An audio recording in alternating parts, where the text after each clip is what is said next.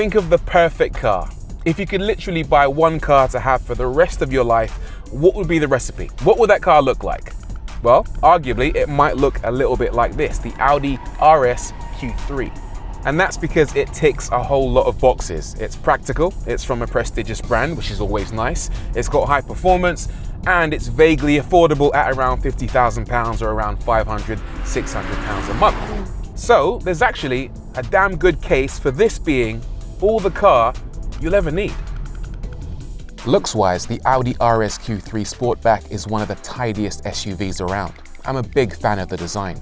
They make a standard RSQ3 too with a squared off back end, but this, the Sportback with a sloping rear, just looks the business. It has a massive, aggressive front grille, plus this car has the optional black pack, so everything that's normally chrome is now murdered out. The Audi rings are now blacked out. The same goes for the wing mirrors and the door sills, all of which are set off nicely against these gorgeous wheels. Even more impressive is the practicality, and I'm not just talking about the fact that it can fit 4 adult passengers.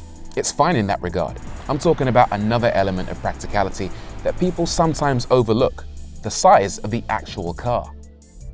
You can have a big, massive SUV that gives you loads of space inside, but if the car doesn't physically fit in the places that you like to drive, then exactly how practical is it?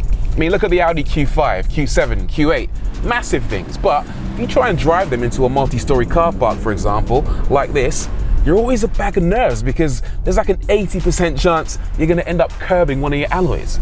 Then, when you get inside the multi-story car park with your wheels all mangled and you try and fit it into an actual parking space, you can't do it because the cars are massive. But with the RSQ3, you don't have that problem because the car is perfectly proportioned. It's big enough for you and it fits Britain. Look at that. In. Magic.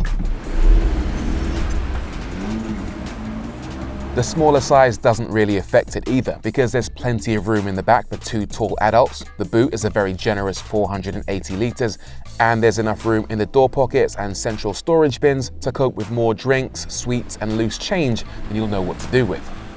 Inside, there's a whole lot to like about this car. You look around and everything just feels expensive. There's Alcantara on the steering wheel, Alcantara on the door cards, even Alcantara on the dashboard.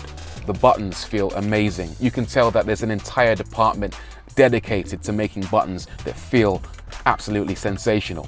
Plus, on a lot of cars, you get touchscreens that don't feel like, well, anything really, but here you get a nice little click every time you press a button. The whole thing just feels expensive. I like it. Tech on the whole is pretty decent. Audi's infotainment system is easy to get to grips with and has a good range of features. Although, like most systems, you're probably better off using Apple CarPlay or Android Auto, which come as standard. While the 12-inch screen behind the steering wheel, which shows your driving info and a giant map, is a nice touch.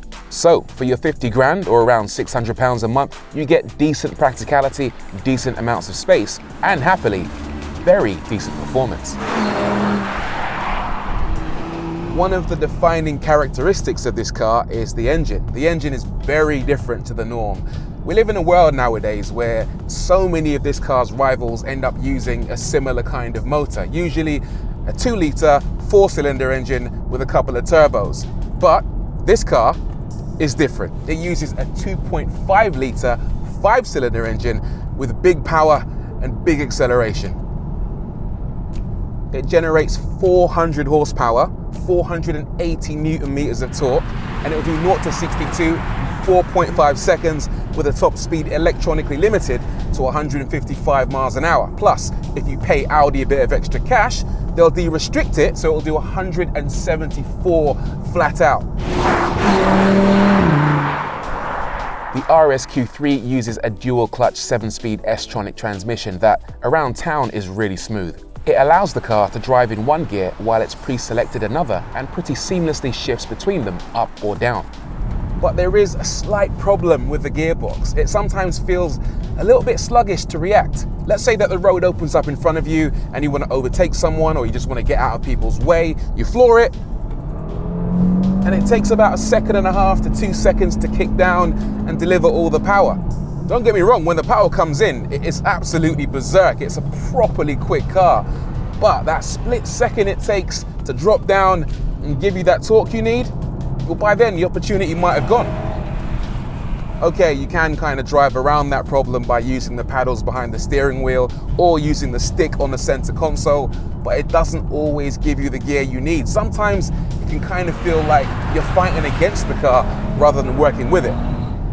The handling, well, it can feel a little bit cumbersome, particularly around slower bends. There's a little bit of understeer, and the car never feels quite settled when you go into a corner at speed.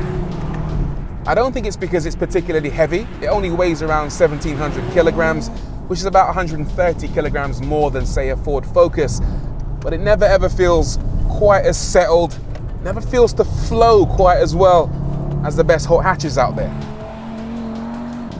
The best way to drive this car is just to take advantage of the massive straight line speed, boot it in a straight line, get to a corner, brake nice and early. The brakes are super strong, by the way. Carbon ceramics on the front, completely overkill for this car because you're never going to take it on a track. Get it slowed down, get it turned in, wait for it to sort itself out, and then accelerate hard out of the bend and use that Quattro system to good effect. To me, this isn't a car that particularly enjoys bends. What it is, it's just a really good point-to-point machine. As for the ride, it's firm, but still acceptable. The optional adaptive dampers in this car do a decent job of providing sportiness or comfort at the touch of a button. But the car feels so firm in the sportiest mode that you'll probably want to leave it in comfort mode the entire time. So, is this all the car you'll ever need?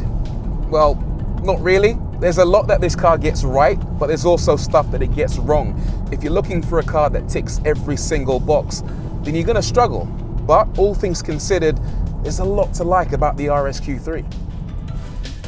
I'm a big fan of the RSQ3 in a few areas, starting with the looks. It's a car you'll take great pride in owning and showing off. It's also compact enough to make it really usable day to day while still being practical.